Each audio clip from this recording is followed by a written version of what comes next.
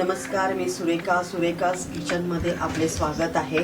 मी आज मार्केटला गेलेली आणि सुरमई मिळाली, मला सुरमई घेऊन आली।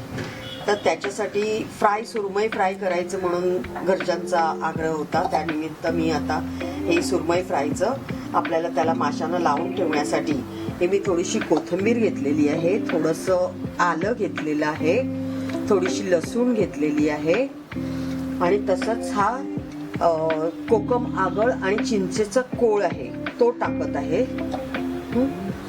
थोडासा हा मसाला घेतलेला आहे, हा काश्मीरी लाल मिरची पावडर आहे, हळद आहे आणि मीठ चवीनुसार। हे सगळं मिक्स करून हे आता मी वाटून घेणार, छान बारीक वाटून घ्यायचं। हा मी आता मसाला वाटून घेतलेला आहे, हा तो जो आपण मिश्रण केलेलं त्याचा मसाला वाटून घेतलेला आहे। हा आपण आता माशांना ह्या लावून घ्यायचा आहे, व्यवस्थितरित्या कोट करून घ्यायचा।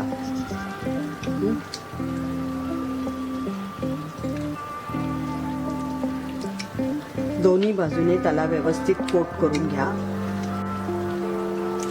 ह्या माशांना आता व्यवस्थितरित्या आपण सगळं कोटिंग ह्याचं मसाल्याचं केलेलं आहे आणि आता हे आपण 15 मिनिटासाठी ह्याला बाजूला ठेवून देणार आहोत। ते फ्राय करण्यासाठी तांदळाचं पीठ घेतलेलं आहे, त्याच्यामध्ये मी काश्मीरी लाल मिरची पावडर मिक्स केलेली आहे। ही आपण आता मिक्स करून घेऊया आणि ह्याच्यामध्ये मासे कोट करून आपण फ्राय करण्यासाठी तव्यावर सोडूया। सगळे मासे आपण व्यवस्थितरित्या कोट करून ते तव्यावर सोडूया।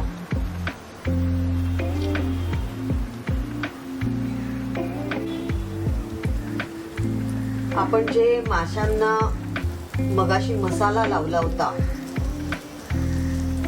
तो व्यवस्थितरित्या लागलेला आहे आणि तो कोट झालेला आहे व्यवस्थित। त्याला ते व्यवस्थितरित्या तसाच मसाला राहिला पाहिजे, त्याच्याबरोबर तो पडता कामा नये म्हणून व्यवस्थित त्याला आपण याने कव्हर करून घ्यायचं।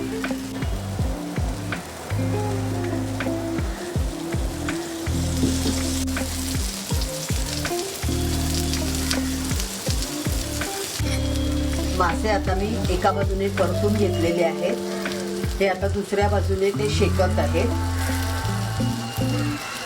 मासे व्यवस्थितरित्या बघा, ह्याचं जे आपण मसाला लावला होता तो अजिबात पडलेला नाहीये, माशांना व्यवस्थित त्याने धरून ठेवलेला आहे, माशाने व्यवस्थित मसाल्याला धरून ठेवलेला आहे। अशा पद्धतीने मस्त छान टेस्टी होतात हे मासे।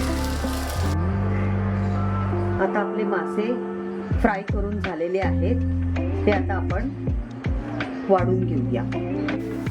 अशा प्रकारे आपली ही सुरमई फ्राय करून तयार झालेली आहे। माझी ही रेसिपी आपल्याला आवडली असल्यास आपण या व्हिडिओला लाईक करा, शेअर करा, माझ्या चॅनलला सबस्क्राईब करा। नमस्कार।